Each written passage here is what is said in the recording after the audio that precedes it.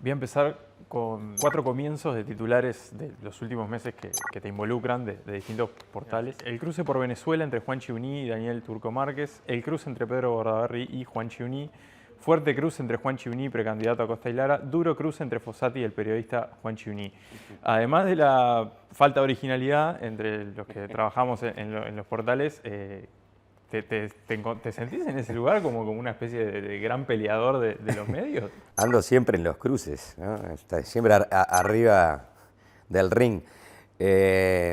Bueno, en parte lo soy, sí, porque soy confrontativo y a veces quizás demasiado temperamental, pero claro, son 4 entrevistas no sé, hay que pensar que semanalmente yo de pronto hago 8, 9, 10 entrevistas, ¿no? Entonces, si tomás, son 40 quizás entrevistas que hago en un mes y ya pasan a ser 400 entrevistas que haces en un año. Entonces, sí, están esos cruces, es verdad. Fueron cruces muy particulares. Pero aparte de esos tengo otros, ¿no? En realidad, en el pasado. Me quedó un poco ese perfil. No me molesta. A veces me interesa chocar. Después también a veces las consecuencias de estar tanto ahí como en la picota te generan como efectos residuales negativos, ¿no? Que decís, bueno, qué molesta. En parte de eso fue que en un momento resolví, bueno, por ejemplo, no voy a estar mirando las redes sociales después de que salen ese tipo de notas, ¿no? Porque seguramente tenés lo que te celebran, pero también lo que te crucifican, y eso te genera como que vas alimentando todo eso y reviéndote, y bueno, entonces trato de evitar después ahondar, digamos, o escarbar en las consecuencias de los espectadores humanos que están en las redes sociales y que muchos se divierten con muchas de esas entrevistas que hoy rinden porque la gente quiere eso, le interesa ver el conflicto sobre todo, ¿no? Esa es la realidad también, es un poco cómo se mueve el mundo de hoy con las redes y los cortes y la tolerancia a ver cosas mucho más pequeñas, fragmentadas. ¿En qué momentos te gusta ir al choque? Yo creo que voy al choque de pronto cuando hay algo que realmente yo entiendo que se sale del lugar y que termina siendo o bueno o falso o parcialmente cierto, o hay cierta omisión o existe alguna falacia, algo que está realmente por fuera de lo que yo entiendo que es una auténtica estructura de la verdad, ¿no? O sea, si hay un dato, si hay algo. En los casos que justo mencionaste, Gabriela Fossati se sentó en él y me puso en una bolsa con Preve, Jorge Díaz, ¿no? A un grupo de personas que ella califica como de la manada, y eso significa que me compara como si yo fuera un periodista servil a un fin o a algún objetivo poco virtuoso que no tiene nada que ver con la profesión.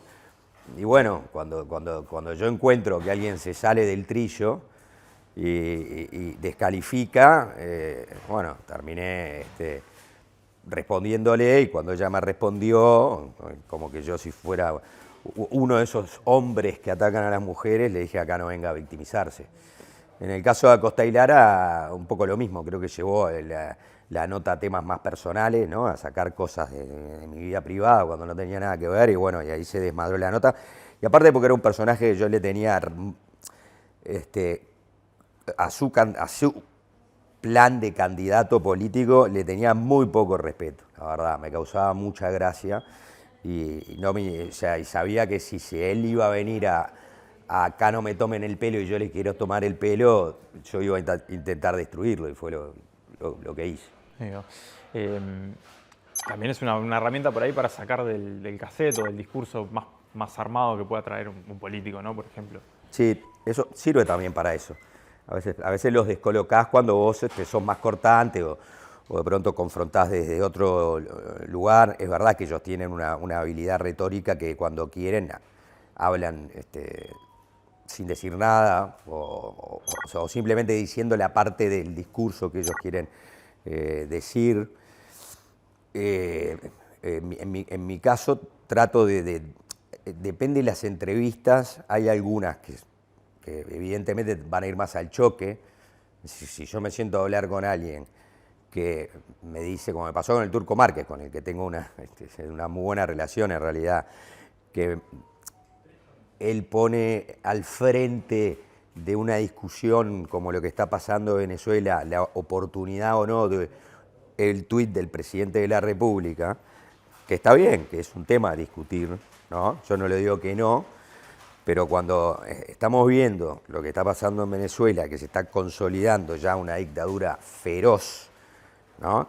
Que hizo una elección fraudulenta, que debe ser de los regímenes más corruptos, violadores de derechos humanos, con presos políticos detenidos, algunos desaparecidos, metidos con el narcotráfico.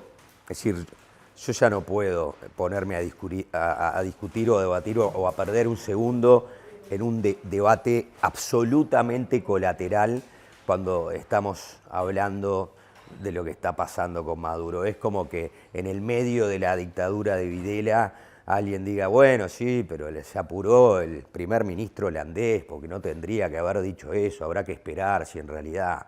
No, acá no. En este momento no hay momentos para tibios, ¿no? O sea, la discusión es una sola y es muy importante, porque estamos ante un continente que va a tener una deriva cada vez más peligrosa si Venezuela avanza hacia lados muy preocupantes, porque ahí están metidos los iraníes, ahí están metidos los rusos, y Venezuela no es una islita que uno pueda más o menos controlar. No, Venezuela tiene fronteras por todos lados y en el medio de esa frontera está metido el narcotráfico.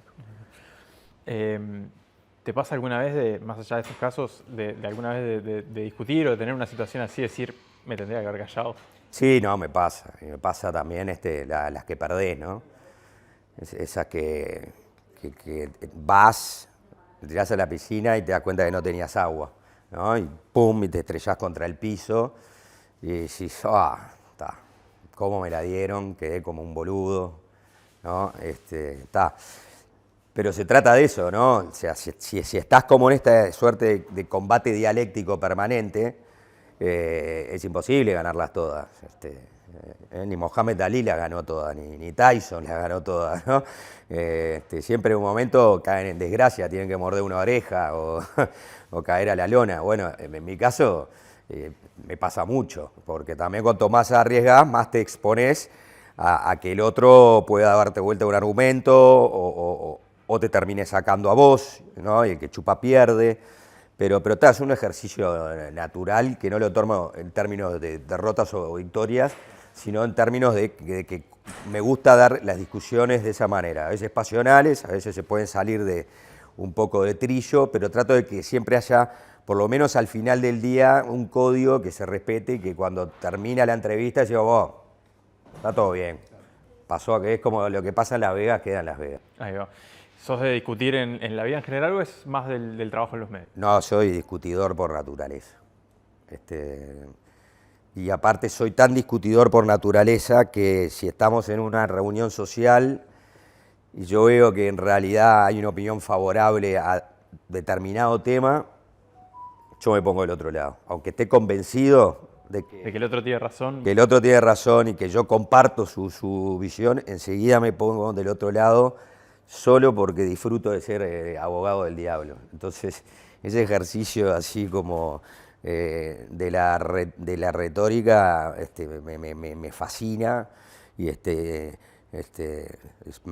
me hiciste acordar a Fantino, ¿no? Porque podría hablar ahora de los griegos y decir cómo se juntaban en el ágora, ¿no? Y tenían esos grandes oradores como Pericles, ¿no? Que al principio era tartamudo, pero se tuvo que ayudarse con una piedrita para corregir su tartamudeo, después se convirtió como en el brillante orador de la Grecia antigua. Bueno, A mí eso me encanta. Me encanta el ejercicio de discutir las cosas. Puedo estar en un asado horas. Es como parte de mi esencia. Ahí va. ¿Y con qué te hacen saltar siempre? ¿Con Peñarol o alguna otra cosa? Vos sabés que con Peñarol no soy, o sea, ahora el partido contra The Strongest, si alguien ponía una camarita y miraba lo que yo estaba haciendo mientras sucedía el partido, seguramente me encierren en algún lado porque nunca me senté, creo que nunca dejé de fumar, me siento como que estoy en una consola porque trato de que los jugadores hagan las cosas que... Entonces yo, y por supuesto que soy un puteador contumaz y en un momento llegó mi hijo de 5 años y medio y no pude evitar decir toda una sarta de puteadas que mi mujer me llamó la atención. Tuvo que explicar. Pero después si íbamos a una discusión, no me importa. Mi viejo era de Nacional, o sea que convivimos siempre con el fútbol. Me hacen saltar capaz que el tema más que tenga que ver con la economía, por ejemplo. No saltar, pero son cosas que cuando yo veo que alguien no tiene unos conceptos por lo menos básicos, yo no soy economista ni que hablar, pero eso es un tema que me interesa mucho, que he leído mucho y creo que es un tema que es una gran falencia para el mundo del periodismo y para en general para las personas o los ciudadanos más informados. Entonces a veces se dicen muchos disparates y cuando hay disparates muy grandes así es como que me chocan y son una señal y ahí salto. Me imagino que te atrae más el formato de entrevista de la radio, más extenso, permite ir por varios lugares, por ahí sacarlo de lo más tradicional del entrevistado. Pero pienso que en Séptimo Día, por ejemplo, con un panel además bastante numeroso, tenés como ese tiro, ¿no? 1 o 2 tiros, capaz, por programa. ¿Cómo convivís con esa dualidad? Bueno, mirá, en el Séptimo Día anterior, en 2019, que éramos...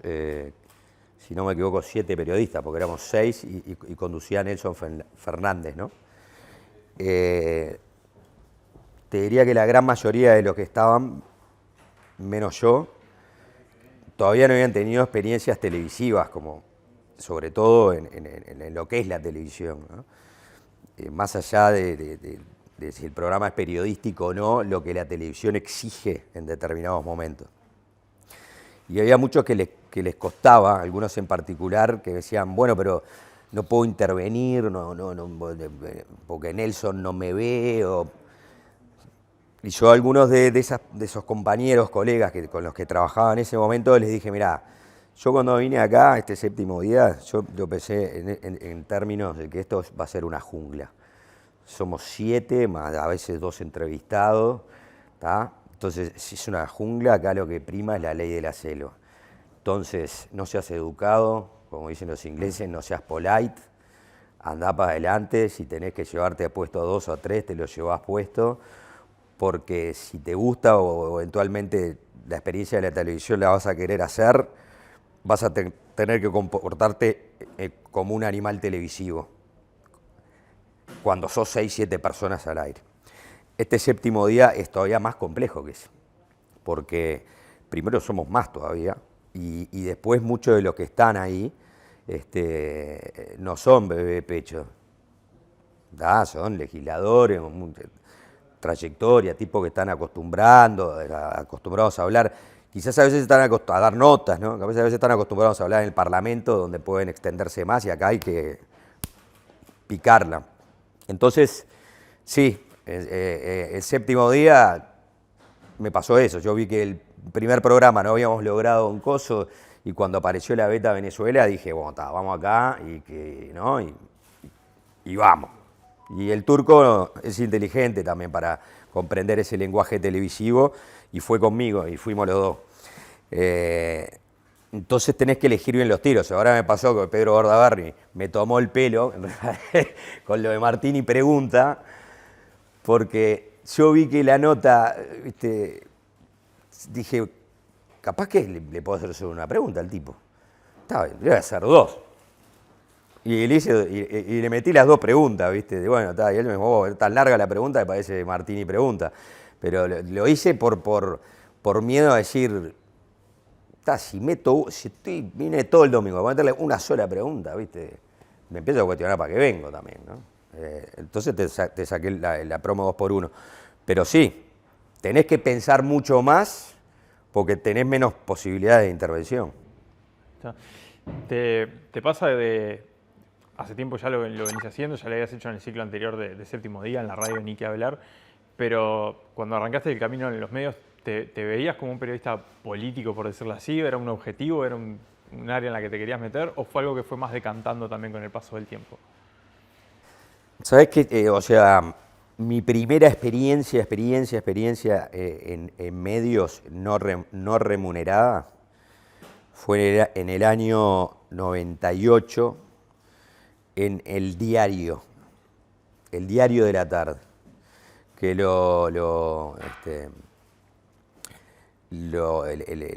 director era el padre de una amiga mía, ¿no? Jorge Otero. Y era un tipo del Partido Colorado, de toda la vida, ¿viste? Y yo iba siempre a la casa y a mí me encantaba la política, pero me encantaba todo tipo de política, la de Uruguay, la de otras partes del mundo. Me encantaba la historia, me gusta la historia, todo era muy lector de historia, ¿viste? Y iba y irreverentemente lo peleaba, ¿viste? Le sacaba discusiones. Y a él se ve que le causaría cierto cariño, ¿no? Cierta cosa afectiva de que yo todavía tenía, no sé, 17, 18 años y tuviera tanto interés. Entonces me dijo, ¿por qué no te escribís unos artículos de política para el diario? No, no sé, escribí, yo te los publico. Bueno, y entonces escribí una serie de artículos donde todas las ideas que estaban ahí era idea que yo tomaba de otras, no eran plagios, pero era básicamente repetir las ideas de las cosas que yo venía leyendo, porque no tenía como todavía la capacidad crítica de generar mis propios comentarios, entonces era más como una repetidora de mi mundo de lectura. Y claro, la primera vez que salió una cosa que decía mi nombre, y como ellos recogían de publicaciones internacionales otro tipo de artículos, veo que está Mario Vargas Llosa, Guy Sorman, el escritor francés, Juan María Uní. Y dije, este es un divague. O sea, en principio me dio vergüenza ajena, dije, esto no lo ve a nadie, ¿no? Y ese tema de la política y el coso estuve siempre. Yo quise estudiar ciencias políticas, lo estudié un año de hecho, y lo abandoné, pero después derivó en la radio, en otras cosas más vinculadas a la música y en un momento terminé en el mundo del rock, como periodista más vinculado a eso. Y en un momento las cosas se fueron dando porque las oportunidades eran las que iban pasando y terminé siendo un entertainer de videos de internet o de formatos internacionales como Minuto para Ganar. Pero en ese momento apareció Suena Tremendo en El Espectador y ahí de vuelta volví al trillo, ¿no? A esa cosa que quizá yo tenía, pero todavía no la había podido desarrollar. O sea que siempre estuvo desde un origen, pero tardó muchos años en aflorar y salir realmente a flote como parte de una profesión. Ahí va. ¿Y al Juanchi de campera de cuero le costó alguna vez ver al Juanchi de traje? ¿O? No, de traje no. El Juanchi que más me costó era el Juanchi de la columna de La Gente o el de Minuto para Ganar. Es decir, así como soy discutidor, siempre en todos los grupos de amigos y familiares tengo también el costado de ser el payaso, ¿no? Entonces en un momento yo me encontré que estaba en la tele ahí y no estaba tampoco muy a gusto y en un momento dije, bueno, ese mismo payaso que yo uso, que lo uso en mis grupos de amigos, en el coso, lo libero, ¿viste? Y que sea lo que sea. Ahora, si lo voy a liberar, voy a tratar de que el payaso sea bueno y que sea valorado, que digamos, qué bien payaso, cómo sabe conducir esto, no sé. Y bueno, eso me llevó a estar unos años ahí como en ese programa de entretenimiento, pero cuando yo me veía afuera decía, no, esto es lo peor que hago seguro. No me acostumbraba a ver. Claro. ¿Sentís que esa etapa por ahí generó como una especie de prejuicio con todo lo que vino después? Sí, muchísimo.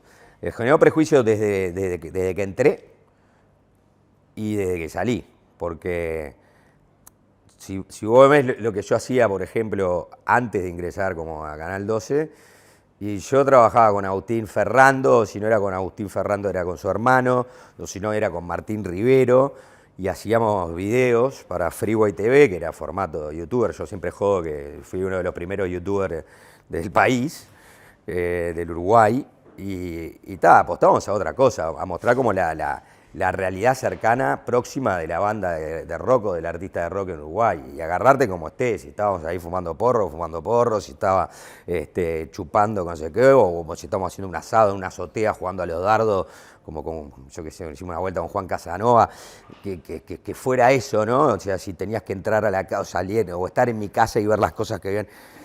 Entonces tenía ese perfil de ese costado, de ese submundo que es el submundo del rock. Y de pronto todos estos me ven haciendo un programa con niños a las 9 de la noche de Canal 2. Imagínate, a mí nunca nadie me vino a decir de frente, vos, ¿qué estás haciendo? Pero varios me venían a decir, vos, tengo varios amigos que me dicen, vos, loco, ¿qué está haciendo, boludo? Estás metido en un programa con niños, de noche, de entretenimiento, que hacen cosas. Y bueno, y cuando salí de ahí, vamos a decir, de ese lugar, y me metí de lleno más en el periodismo político, imagínate, ahí empezaron a cobrarme los otros. Pero este es el boludo de los videos de internet, sí, es el boludo de los videos de internet. Entonces esa factura siempre estuvo, pero me chupa un huevo esa factura porque digo, yo confío en lo que hago lo hago muy bien, que soy muy bueno, y esa autoestima que tengo, que me quiero más de lo que se quiere el Cuarteto de Nos en su canción, me hace ir para adelante sin mirar mucho los comentarios de los otros. Bien. Esta pregunta se la hice al Sapo hace un tiempo. ¿Sentís que Suena Tremendo, Fácil Desviarse es un programa generacional de alguna forma? Y sí, yo creo que lo es. Creo que si vos más o menos haces un seguimiento de cuál es la audiencia, vas a encontrar un perfil de personas entre 35 y 55 años, que por supuesto tienen capaz que un tronco de temas en común, que va desde el rock o la música, ¿no? O hasta la política o algunos temas de pronto más históricos, y obviamente el humor, la ironía, el sarcasmo, todo eso. Sí, yo ahora veo los programas de streamer y pienso, con todo, veo el guachaje, ¿no? Con 20, 21, 22 años, y me pongo a pensar, y yo escucharía un programa como el que hacemos nosotros, y no. Pero también pienso, cuando yo tenía 20, 21 años, yo escucharía un programa como es ahora, Fácil Desviarse, y bueno, y capaz que no. Es difícil saberlo, porque hoy en día vos tenés infinitas ofertas por la posibilidad de las plataformas. En mi generación había 5 programas de radio, entonces, bueno, capaz que yo tenía 18 años, pero también no tenía que escuchar a Cotelo también, ¿no? Que ya era un tipo mayor para mí. Y ahora yo creo que somos pares. Cotelo. ¿Se plantearon como objetivo, ya capaz que ya hace mucho tiempo, la cuestión de, bueno, dentro del programa hacer periodismo político, pero por ahí sacarle un poco la solemnidad que a veces, sobre todo en Uruguay, tiene? Sí, siempre fue. Mirá que todavía lo sigue siendo, pero en el arranque de Suena Tremendo, era un programa que por momentos era muy absurdo, muy absurdo. ¿Por qué? Porque hacíamos entrevistas que con esa cosa un poco todavía juvenil, infantil, de pronto íbamos buscando notas, viste, más subrepticias, viste, que encontrabas con una carta al lector, viste, y en la carta al lector aparecía un ex capitán de navío, viste, retirado, que no sé qué, que era de tal partido político, y estaba enojadísimo porque los jóvenes se juntaban a tomar vino en la esquina de su casa, no sé qué, y se llenaba de olor a droga, ¿viste? Ese tipo de lenguaje. Hoy, si conseguimos el número y lo llamábamos, y en medio de la nota yo le empezaba a meter la jerga que manejábamos nosotros, ¿viste? Que el tipo, obviamente, siendo más veterano, lo desconocía. Entonces le empezaba hablando así, que hay mucha fazanga ¿cómo? No, digo. Y empezamos a hacer esas cosas y nos empezamos a tentar, y yo tuve que abandonar una nota. Y así nos pasaba con muchas notas que terminamos por ese interés de ir a buscar personajes raros, terminaban siendo notas bastante disruptivas o bizarras. Y eso fue generando que nuestro enfoque de entrevista con los políticos fuera así, sin perder el respeto, ¿no? O sea, vos vas a venir un ministro y tampoco te vas a hacer gracioso al pedo, pero que tuviera una proximidad, un enfoque, una cercanía que fuera distinta, ¿no? Y que tuviera eso como de ciertamente un poco atrevido, que creo que eso lo heredamos también y se lo sacamos un poco a Mundo Cañón en su momento. En esa dupla de conductores, bueno, y el vínculo, porque obviamente no es lo mismo ser amigos como lo son, además compañeros de trabajo, ¿cómo han logrado llevarlo y mantenerlo también en el tiempo como lo han hecho? Y bueno, porque el Sapo debe tener ganado algún lugar en el Monte de los Olimpos, con los dioses, con jarras de vino rebosantes, así, y banquetes pantagruélicos con todo lo que a él le gusta. Yo creo que su personalidad y parte de su personalidad, que es calma, tranquila, que es dócil, ha permitido que durante todos estos años funcionemos muy bien y bueno, salvo alguna calentura puntual, que siempre fue del lado del Sapo por cagadas mías, porque yo en ese sentido soy lo contrario, igual siempre nosotros nos conocemos de que tenemos 6 años, entonces siempre supimos que esa es la forma en que nos movíamos. Porque a la vez yo siento un gran respeto por el Sapo, por su forma de ser, por su inteligencia, por su cultura, todo, y después por su bonomía, por cómo es el tipo. Entonces, la verdad que era una pregunta, un desafío, ver si eso que se daba como amistad podía congeniar y trascender en el tiempo, y lo hizo, me parece, porque los dos nos divertimos mutuamente entre nosotros, ¿no? Él se sigue riendo a veces de mis comentarios y yo me sigo riendo de parte de su personalidad, que es realmente muy graciosa, aunque a veces él parezca que es el más serio de los dos. Te vuelvo a las columnas esas con las que arrancaste. ¿Nunca te dio por volver a escribir? ¿Te quedó como una especie de trauma ahí? A ver, estoy pensando la última vez que escribí algo. Porque después escribiste en revistas también. Claro, En Freeway, en Pimba, es verdad. Ahí escribí de música, ¿no? Claro. En este afán que existe acá del mundo editorial, de que si sos una persona conocida y famosa, podés escribir un libro y capaz que solo por el hecho que la gente te conoce y vos promocionás o autopromocionás tu libro en tu programa de radio, no sé qué, me han ofrecido más de una vez escribir cosas y he dicho que no, porque no me interesa escribir, no sé, si no siento que tengo algo para decir, la verdad. Entonces he rechazado esas propuestas que me hicieron con algunas ideas puntuales, alguna más de política. Y aparte porque si tengo tiempo libre lo uso para el podcast, que es lo que me interesa y que la verdad que ahora en plena campaña electoral, con 3 kioscos abiertos, no tengo ni tiempo todavía de leer un libro, ¿viste? De nada, la verdad. A mí me encanta leer otros temas, no podés leer de nada. Estás leyendo todo el tiempo la agenda política de acá, que aparte justo en esta campaña viene siendo lo más llano, aburrido y fangoso que yo recuerde en mucho tiempo, y me parece que no vamos a salir de ahí, así que quiero que se termine rápido, ya. Yo adelantaría las elecciones. Yo las pondría ahora nomás. El domingo que viene. Sí, el domingo que viene. Y ya está, punto. Resolvemos y pasamos a hacer cosas más productivas.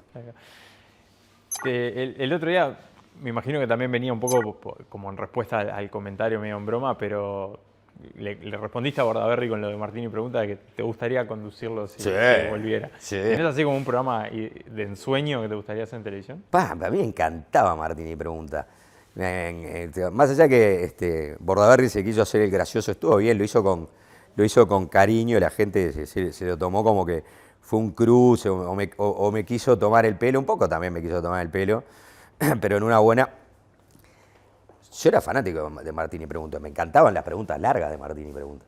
Se ve que ahí sacó mis propias preguntas largas con las que tanto me joden. Me encantaba esa pregunta donde te ponían información así. Y a mí que me gustaba la Segunda Guerra Mundial, yo no me iba a olvidar jamás de el Rospo Mora, que fue ganador de Martini Pregunta, que yo conocí, un veterano eterno, que era admirador del Imperio Inglés, pero admirador del Imperio Inglés, que él llevaba baches, no me sale ahora, parches, que había conseguido de parte de viejos oficiales ingleses y los ponía en sus sobretodos largos y andaba como si fuera un lord inglés, un personaje excepcional, bastante, no voy a decir loco, pero sí, estrafalario, peculiar, exacto, y sabía un montón de la Segunda Guerra, ¿viste?